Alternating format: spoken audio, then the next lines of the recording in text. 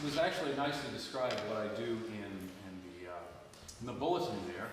So I need to warm up the piano in this space a little bit, as those of you who've seen me do this before know.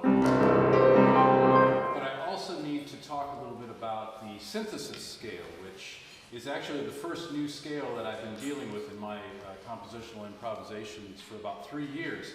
It took me a long time to settle on a new scale. This new scale is based on two of what might be called the densest of the tonal scales. One is known, that scale is the acoustic scale, and I'm very fond of it.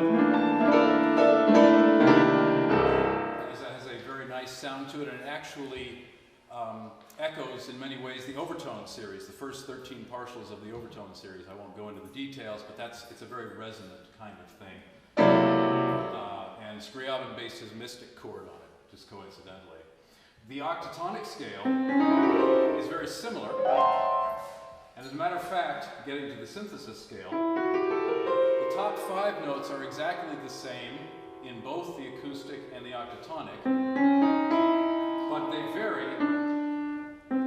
That's the acoustic, and that's the octatonic. So it shouldn't have taken me that long to come up with it, but I finally was looking up sets in what is known as set theory. A lot of you have probably heard of set theory. And the 9-note scale, which doesn't actually have a name, which is an actual combination of these two very important tonal scales.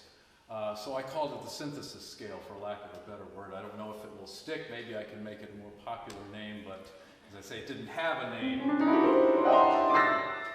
And I also found in using this scale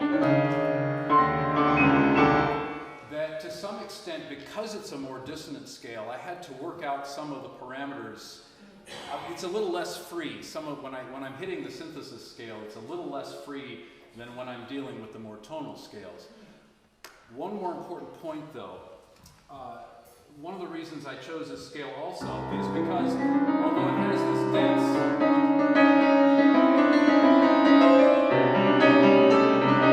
sound to it, it easily resolves to the other ones.